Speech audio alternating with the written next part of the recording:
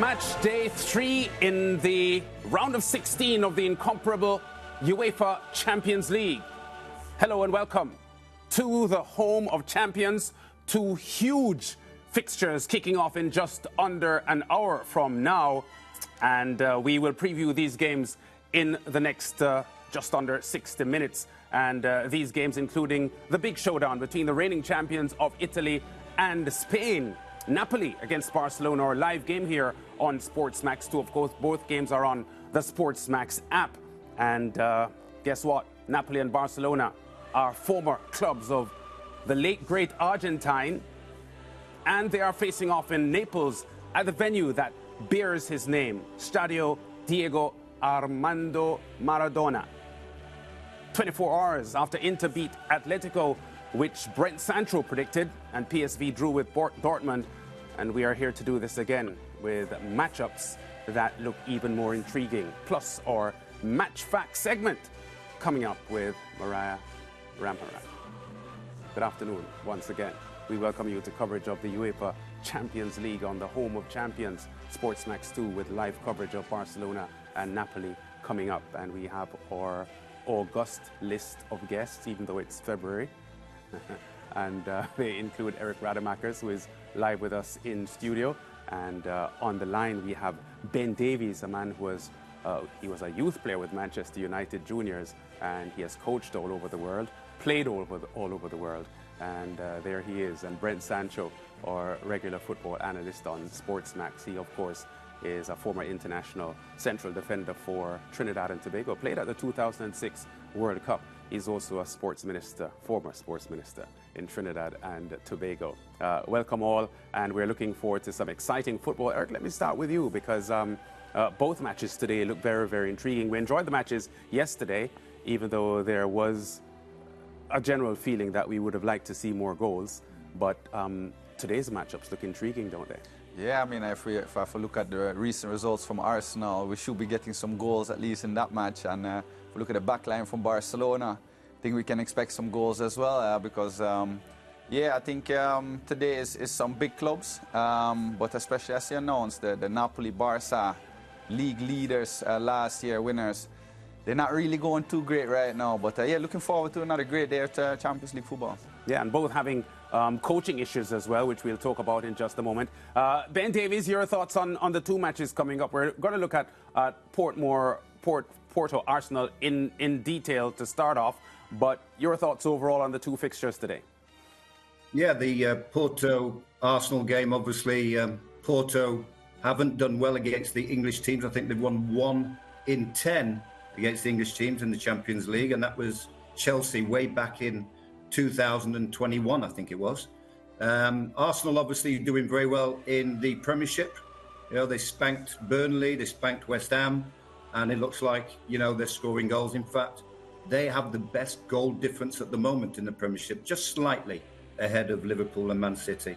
So, you know, looking forward to Arsenal's enthusiasm and energy. Obviously, they've got a very inexperienced team, you know, playing in this Champions League, and also Arteta is an inexperienced coach in the Champions League. But they're finding their way, and I think they'll do well.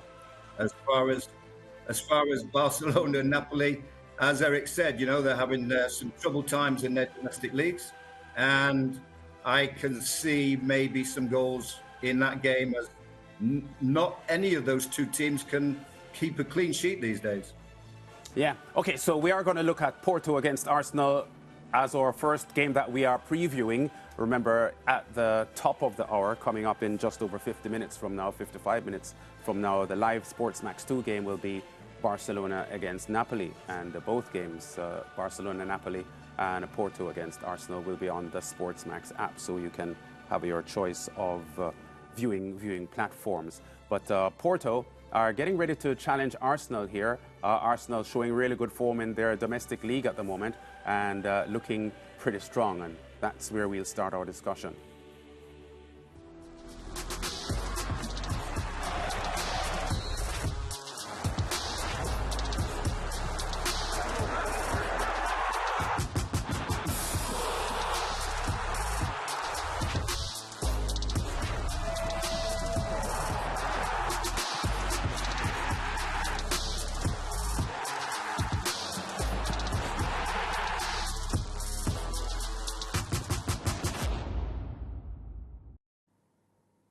So we're now at the knockout stages of the UEFA Champions League. Let's just track back quickly to see what happened in the group stages, which was the platform that qualified both teams for this section of the UEFA Champions League.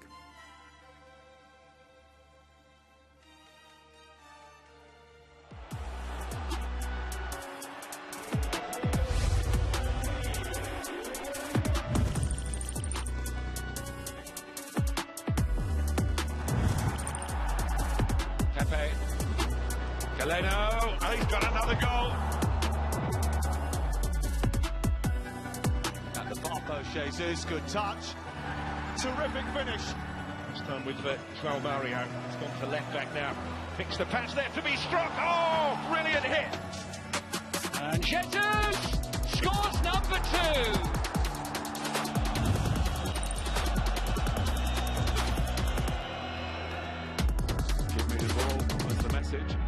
Martinelli, cool head, quick feet. João Mario enjoying plenty of freedom. Martinelli's absolutely eased past one loop. João Mario played a really big part in this. Martinelli for Arsenal, who have the lead.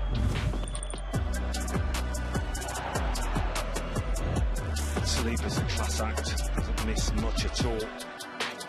João Mario putting it back to Stecchio's effort. A decent break too, Saliba sliding in.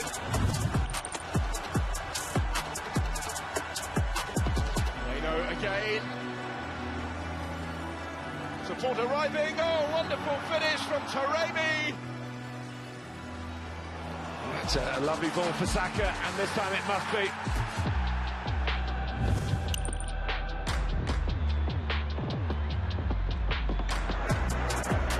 Pulisic delivering, and Porto do have a second goal. And it's Pep who got the touch. Here comes Declan Rice, and the alarm bells are ringing once more for Sevilla.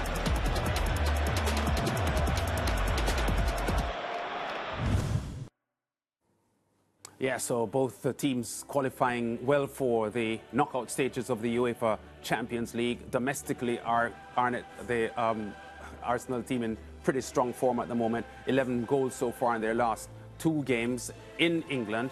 And looking strong here going into the round of 16. Let me start with Brent Sancho. Your look ahead here to Arsenal against Porto and what may happen here for the English fireball team. Well, everything seems all systems go for Arsenal. They've been in tremendous form and everything suggests that they should have a terrific result. But then again, this is Arsenal we're talking about, a team that normally when the moments of importance come about, they seem to flounder. I just feel, though, that this particular task that they have will be a difficult one at first away in the Estadio Dragão. It's a difficult place for most English teams to go to in Portugal. It's a Porto team that, let us not forget, is in fine form at home. Although, of course, they've had their fair share of injuries, particularly at the back. But it will be a good test of character to a very young, as Ben said, a very young Arteta coaching-wise, a young team in Arsenal. But I do feel at the end of the day, the quality that they possess, particularly at the front end of Arsenal, might be a little bit too much for Porto.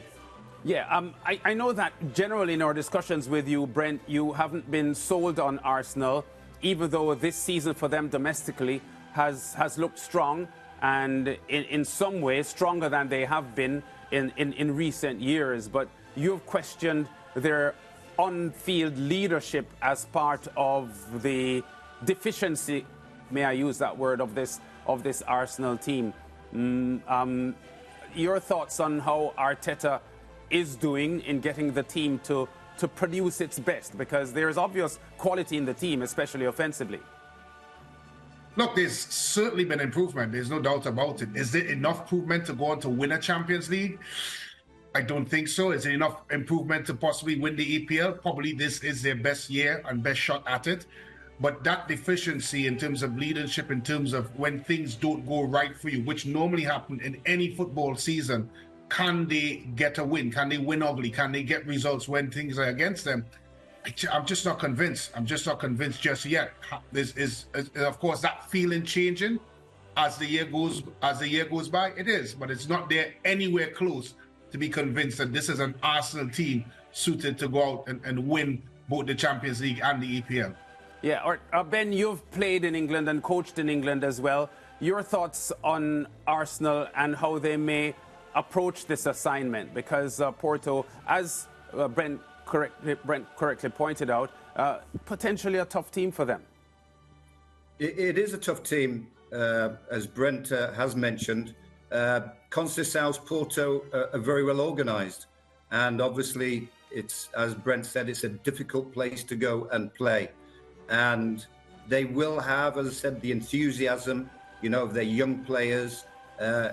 It will sort of like show in the game whether they can, dominate games like they do in the English Premiership against a tough opposition. And, they've got Pepe and a few of those Brazilian defenders in there. So it's going to be a tough game for them. Very tough. Yeah, we see them arriving here at the match venue. And Eric, your background is from the Netherlands. You've been based here in Jamaica now for some time, but you know a lot about these two teams. Is Arsenal at the moment, you think, having the tools to handle Porto? I'm a little bit more optimistic than Ben and Brandt. I think that when we look at Arsenal and how they are in their current form, which even look back at historically, as Brent was saying, they don't have a best record when it comes into the competitive part of the season. I see them now actually getting into their best form of the season in that February-March period. So I do think that is some change that may be in the past. And when I look at what makes them tick, it's really a lot of movement up front. We see now Trossard and Havertz and Ødegaard in the mix, a lot of movement. We see then Saka, Martinelli, of course, great moving players. And I look at Porto, who dropped points recently, not against the big sides in Portugal, but against the medium teams. They've been dropping points. And they have a Pepe in the back at 40 years old, great leadership, but if you knock the ball quickly around them and you have a lot of movement going on, I do see Arsenal here, if they get in that same form they've been in recently, that they can show that they're a class above Porto. Yeah, your thoughts on Arteta as the team strategist and coach? Is he the man to take them there? He has gotten a lot of trust over the years. I think there's been times, especially in his first year, second year, that there were a lot of doubters. But I think at this stage, the players, the fans, the board, everybody believes in Arteta and his vision and giving him the time for it. And I think that is really a huge part of what the manager is trying to do. Get everybody to buy into what you want to accomplish with the team and how you want to accomplish. And I think as far as that, he has done a great job, and now we'll see if he can actually do it at the right times. Put that right, like a fine-tuning when the matches really matter, which is in this part of the season. Yeah, Brent alluded to the point that a lot of people feel about Arsenal, that they are a quality team. They look good playing football. Their style of football is attractive. But he used the word that they tend to flounder sometimes at the big moments. Generally, though, a lot of Arsenal fans believe that this team is not as prone to doing that as we had seen with teams of the past. What's your view on that point? I think a lot of it comes maybe with hope. They hope that it's not as fragile. But if we look at the big sides at this part of the season, a Madrid, a Man City, those teams, when you look at the bench, it is strong players. When we look at Arsenal right now, they're happy that a Kiwior plays good because he's now recovering for others. They're missing Jesus as a striker, and it is somewhat luck or Arteta good quality that it works out, but the bench is definitely not as strong or the squad is not as deep with quality as I think a big side needs to have if you really want to contest to win the Champions League and the EPL. Yeah, okay, it's time now for Mariah and her match facts. Porto getting ready to take on Arsenal, Mariah. Yeah, and Lance, in this segment of Mariah's Match Facts, I bring to you some interesting numbers surrounding the Porto-Arsenal fixture. This will add to what you have already started discussing and drive the point that I think is so important home. Well, this is Arsenal's 15th time contesting the round of 16, while for FC Porto, it's their 14th time. Very similar history. Did you know that since the Champions League has introduced the round of 16, Arsenal have gone out at this stage more than any other side? That's 9 times. While for Porto, they have exited this stage 8 times. Again, very similar history. In fact, before this season, Arsenal exited during the stage of the competition in their last 7 campaigns, which is actually a Champions League record. not the good type of records. Interestingly, the last time Arsenal progressed from the round of 16, they did so by beating Porto 6-2 on aggregate in the 09-10 campaign. So, Lance, do you think, based on the facts that I have outlined, history is in Arsenal's favour, or do you think Porto has the advantage? Well, you've just outlined similar performances for both teams at this stage of the competition. But somehow I like Arsenal to get past this stage and change the narrative a bit. All right, fine. So standing in the way of my view is Porto. Ben, your thoughts on Porto coming in here. Tarami is out injured, which is a setback for them for sure based on his potency. How well do you think they will operate without him?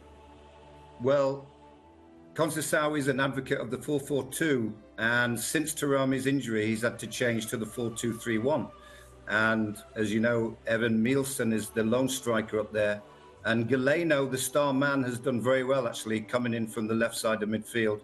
He's got a tremendous product with his right foot, and he scored 4 goals and made 3 assists. So he's done very well in that position. Plus, the manager's son, if he plays, you know, is quite a live wire as well on the right-hand side. So I think, you know, Porto will probably just edge this game. And because it's a home tie and the fact that, you know, things are up for stake for them playing at home, and as I said, they've not done so well in the league so far this season. Okay, well, you've already given me your prediction, which I didn't ask for yet, but you can repeat it. I didn't give you the score yet. I didn't give you the score yet. So we'll wait on the score. A quick comment, though, because coming into the game, the reports coming out of the Porto camp that Tarami was in a race against time to get fit for this game, which leads me to think that there's a possibility that he could be fit for the return game in a couple of weeks from now. How much do you think today's match strategy for Porto going into the game will be banking on the fact that they may have Taremi back for the return game? Well, yeah, obviously, if they can get Taremi in this game, you know, without any risk to further injury, he probably may do it. But obviously, you know, there is a situation where you would probably want to maybe sustain as much as you can in this game, maybe get away with a draw or whatever, and then bring him back fresh, you know, for the return leg at Arsenal. Yeah, and Brent, Porto have been champions before, but not since Jose Mourinho led them there. That was, you know, eons ago, 2 decades ago, really. Mourinho was a young man at the time. Many of now generation watching football may not remember that too well, but Porto, because they're at the round of 16 stage, can consider themselves with an outside shot at least. But today's assignment for them is important. How well do you think they'll do, and what would they need to do here with their ace striker out? Yeah, I think it's a tough one for them. As much as I've mentioned, of course, playing at their venue is a difficult proposition. I think this game hinges on whether or not Porto can play out of the very aggressive Arsenal press that they normally apply. And of course, Taremi is an important figure in their ability to do that, because in moments they like to go a bit direct to him and then play out of the press. That's where their success have come in, and whether or not he can hold the ball up and get his midfield and wide players into it, that's where their success will be. I think as well, another factor is whether or not the likes of Pepe in the back can handle the movement, the ingenuity and the creativity of the Arsenal front row. That would be critical, because it's a lot of pace, a lot of trickery, and some very, very talented individuals at the front end. And let's not forget, Arsenal is a team that's also extremely comfortable playing in transition. And if they're able if Porto is able to stop those things, they may have a shot in getting a result. But again, it's a very difficult ask for the Portuguese. Yeah, and it's the 40-year-old will have some trouble as well with the pacey Arsenal frontmen, Brent, as you were alluding to just now. So we'll see how that goes. We go to break now. When we come back, we continue our build-up, and we, of course, look at Barcelona against Napoli as well. Back in a moment.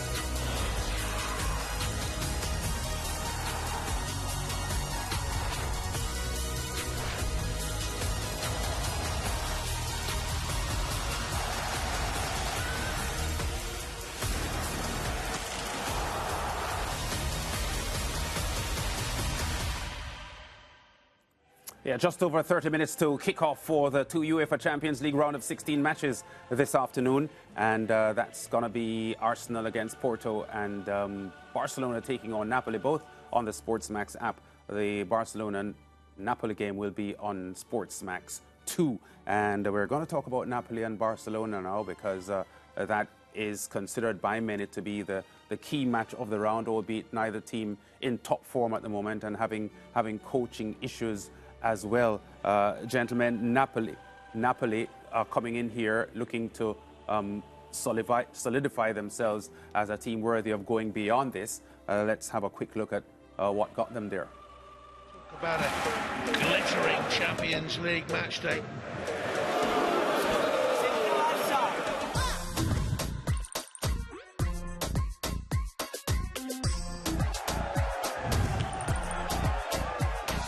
Goes again, and he fires it into the back of the net. Lopez, who makes absolutely sure this time. It's off the bar and forced home from the rebound by Leo Estigar. Rafinha sends it over, and at the far post, it's headed home.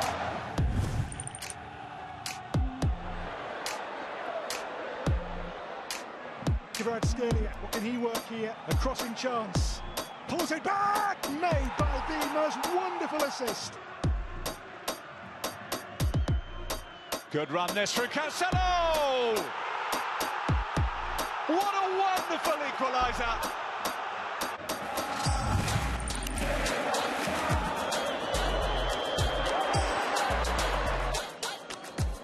Back in by Kvaratskhelia, Osimhen is there, and it's drilled in by Di Lorenzo. This time it's Araujo gets back.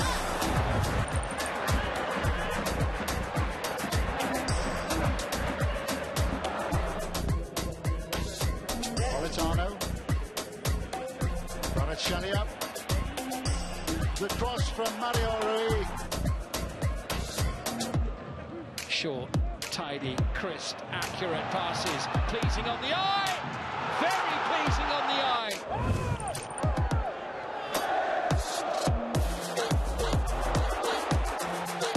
Chance to Osimhen does, and it's back in.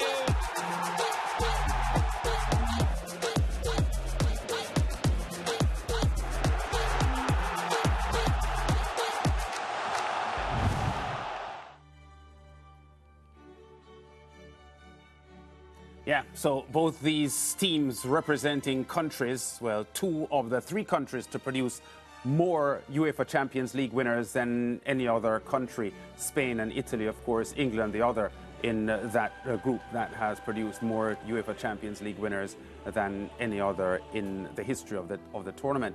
And we did mention at the start that both of these teams are going through a managerial cloud at the moment. Walter Mazzarri sacked in the past couple of days for Napoli. They now have their third coach this season. Let me start with Ben Davis on this because this is not, I know Barcelona are having problems as well, but this is not the kind of steadiness or stable situation you want as a fan of Napoli in such a crucial point in the season. No, it's not the perfect scenario, obviously, for the coach in changes, but positive thing is that Calzona has been in Napoli before as a technical director and also assistant under Sarri. So he knows the players very well, and I'm sure they're going to get a bounce from him, you know, and they're going to give him a bounce as well. And obviously playing at home, you know, they'll obviously have to play with some pride. And of course, Osimhen is back after his break from the African Nations League. So, you know, we should see some fireworks somewhere along the line. Yeah, we hope so. Eric, your thoughts on Napoli's coaching issues and how might that affect them at this stage of the championship? Yeah, I mean, I realized that he's his first head coach of a club in his entire career, and for your first head coaching job to be 48 hours before a Champions League knockout match against Barcelona is I think, far from ideal. But as Ben said very rightly, he has a lot of experience with Napoli under Sarri, but even under Spalletti, he was part of the coaching staff, and which was, I think, in 2022 still. So he really knows the majority of the group already. I hear the players welcomed him with a lot of joy. So on that note, it might be a shift in energy that might be needed for Napoli, along with Usherman reaching back from the Africa Cup with some good energy. You know, they didn't win it. They did good, went all the way to the final. So it could be that we see somewhat of an improved Napoli here today because of the coaching switch that they made. Yeah, Ben, you're a student of Serie A because you're a Juventus fan, we know. Napoli having some issues here as the reigning champions of Serie A, not reproducing that kind of form this year. Your thoughts on this assignment for them with their new coach?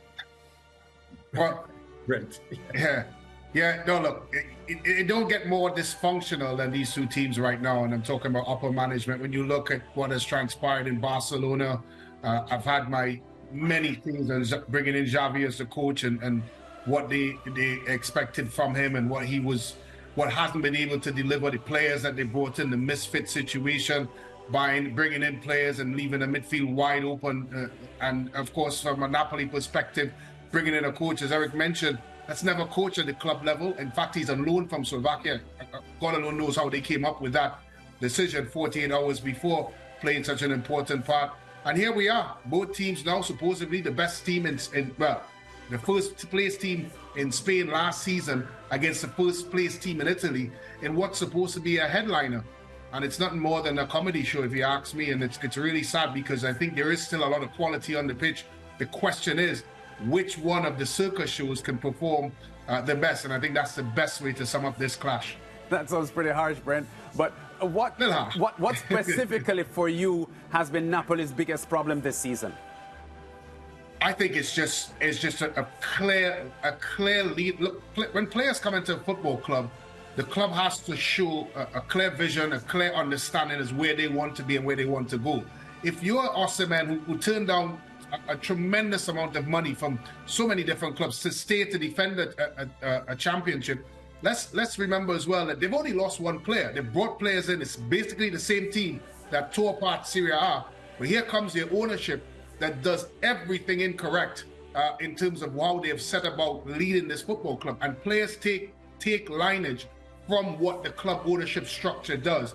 That has been the biggest setback, the biggest drawback, the biggest disappointment. And if you're there in Napoli, you're probably thinking, well, when is going to be the end of the season? Because I'm ready to get out of here. Because it has been that crazy at Napoli. But truth be told, they might be looking at this Barcelona team and thinking to themselves, maybe let's give it a go.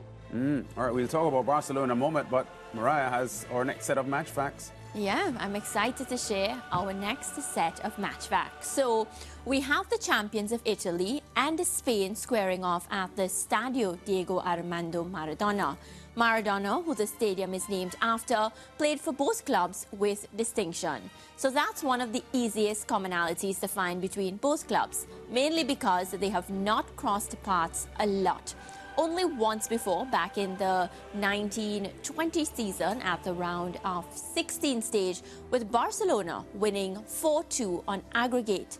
So Napoli have never beaten Barcelona in a competitive match, but Barcelona are winless in their 3 UCL matches against Italian opponents. So Lance, my question for you.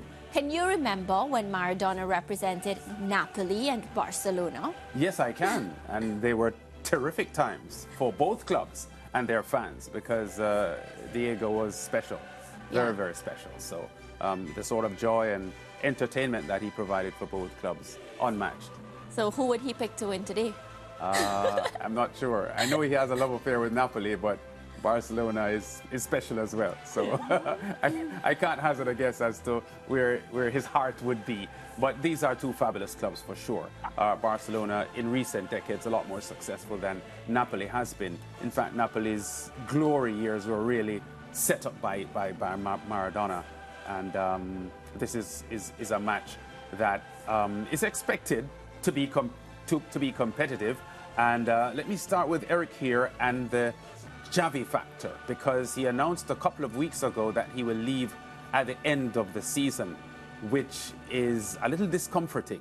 And you wonder if there is a calamity and they're exiting the UEFA Champions League now at the round of 16 stage, if the club owners may not wait until the end of the season to show him the door. Yeah, I mean, as I say, it was, I think, his decision fully to say that he's leaving. And then together they decided, well, stay until the end of the season. But at some point, you might even feel as a team, when we're not having a good season, the coach is already with one step out, that you might want to have an early start into preparing for next season. And bad results, knocked out to the Champions League in this round, will definitely contribute to that. I don't think that he has lost the players or the dressing room or even the fans. I think everybody wanted this really to work for Xavi, even when the bad times, and he has always put in the work and stay focused on trying to make it work. So I don't think it's that, but at some point you might move on a little bit earlier than agreed because it's not working. Yeah. Ben, your thoughts on this Xavi issue here, because Barcelona are struggling domestically as well. I think they're 10 points off leaders Real Madrid. And you know the rivalry in Spain with these two clubs. Barca fans aren't happy that Real Madrid are topping the table and on the path for the La Liga title, which Barcelona had won last year. How treacherous are these times for Xavi as the team coach? Yeah, I mean, it is treacherous times because obviously, definitely from the players' point of view, you know, if you know that your coach is leaving at the end of the season, you know, there's probably, you know, a little bit of complacency that steps in. You know, you don't want to try too hard because maybe, you know, the other coach coming in, whatever, or the owners may see something different. But yeah, it's not the ideal situation, obviously, for Barcelona, who are a big world-class team and have history in winning the Champions League. And as said previously, you know, they are struggling in their domestic league, and they can't even buy a clean sheet these days. Yeah, Brent, some injury issues facing Barcelona here outside of their coaching woes, because João Felix is hurt, Torres is also hurt. Lewandowski has a lot on his plate to get goals for Barcelona. How difficult is this assignment for Barca today? I think really the difficulty is keeping the ball out of the back of the net. They've really struggled, and some of the mistakes you've seen from the likes of Araujo and Koundé, who's been having an awful time at Barcelona, is almost schoolboyish, and that's all due respect to the type of quality players that they have. These are supposedly world-class defenders, and they've really, I mean, I know I've been on this program several times talking about Xavi as a coach, but some of the individual errors that has haunted his coaching tenure is something almost out of a horror movie, and it's tough for any manager. You can't manage that. That's individual. That's individual concentration and just a lack of individual pride. Yeah. And whether or not they can clean that up here against Napoli, I think it's really the big question mark. And I as well as they are going forward defensively, it is really, really shocking. Yeah, well, the graphics that we just put up there, Brent, tells the story that you just outlined about their defensive woes, because they're giving up a lot of goals. You know, 3 goals against Granada. They gave up 5 against Villarreal as well. So, you know, these are tough times for Barcelona defensively, and a lot on their plate to turn things around at this stage of the season. Let's go to break now. When we come back, we take a closer look at the starting lineups as we get closer to kickoff in about 20 minutes.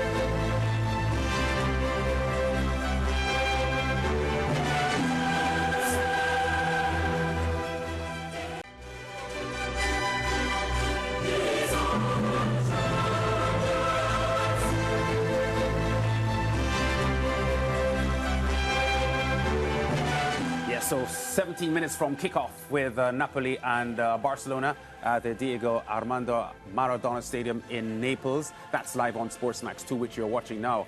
This game will be on the SportsMax app, as well as the Arsenal-Porto game as well. Let's have a quick look at the Napoli starting lineup.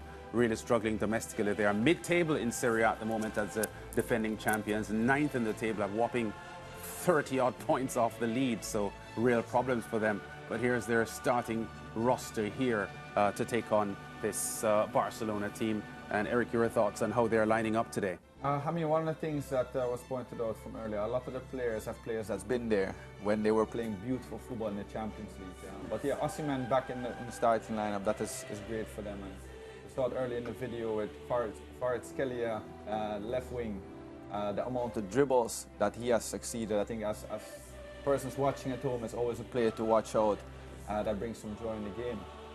But as we have been pointing out, it is the defensive organization that is needing improvement. But you have to focus on today. Yeah. Ben, your thoughts on that roster for Napoli in this assignment?